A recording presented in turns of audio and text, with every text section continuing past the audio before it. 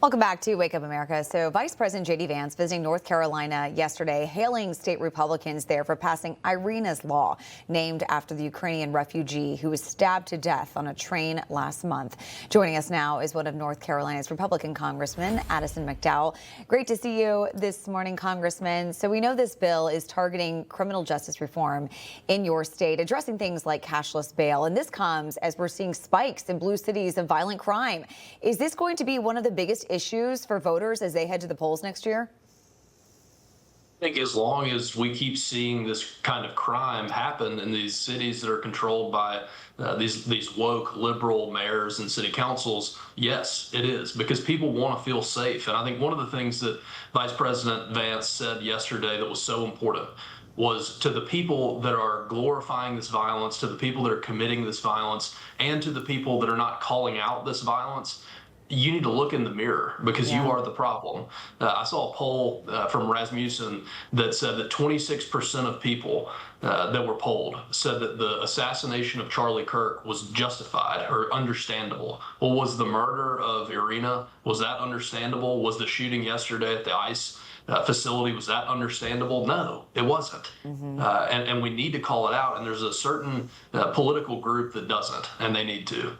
Yeah, the vice president gave a very passionate speech there, making it very clear that no matter what issues are more important to you, priority number one should be public safety in America. Take a listen.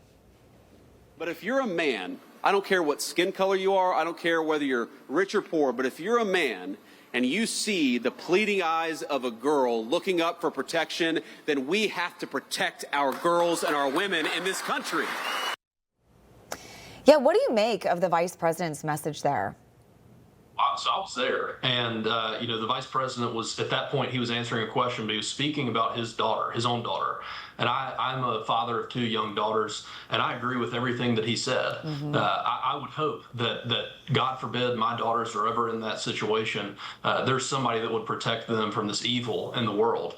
And we've got a generation of men that are passive, and we need to look in the mirror. But something that the vice president did yesterday that I think was really important was, he was surrounded by law enforcement officers, and he made sure that they felt appreciated, and that they felt like, we're here for you and we've got your back, because there's been way too much of vilifying law enforcement at every level, and they're there to keep us safe. We back the blue, and we're the free because of the brave, the men in uniform, and we need to thank them, not vilify them. Yeah, and that's so important. Our previous guest, Trisha McLaughlin, said the same thing. Hey, if you're out there on the streets today, whether you see a federal, state, or local agent, just tell them thank you for what they're doing to keep all of us safe. So I want to get to this. The DNC, as you can imagine, released a statement in response to the vice president's visit to North Carolina, saying in part, quote, J.D. Vance has a lot of nerve parachuting into North Carolina after casting the tie-breaking vote on the biggest health care cut in American history.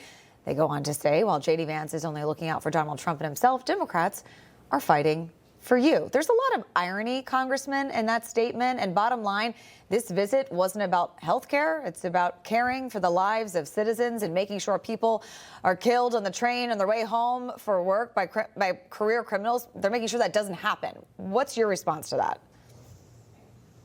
That's very rich coming from the DNC. And they said you in that statement. They were talking about you being all of us. Right. Well, I think that they've got it misunderstood, because the you that they're trying to talk to are illegals, are criminals. And that is absurd, because what we did in the bill that Vice President Vance wasn't even there to talk about was we made sure that we didn't let Democrats raise your taxes by 40%.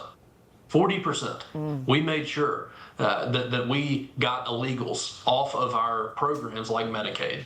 And that's what we were doing. And if the Democrats have a problem with that, I cannot wait to go and explain to the voters what they voted against, because it was making sure that we found waste, fraud, and abuse, and we rooted it out wherever it was. And we did not let the American people experience the largest tax increase in the history of our country. That's what we were doing with the working families tax cut that we passed. So the DNC, I think that there's a reason the RNC dominates them in cash on hand, because why would you want to give money to a bunch of people that lie? That is a great point. Great message. Congressman, great to have you with us this morning. Thank you. You got it. Thanks so much.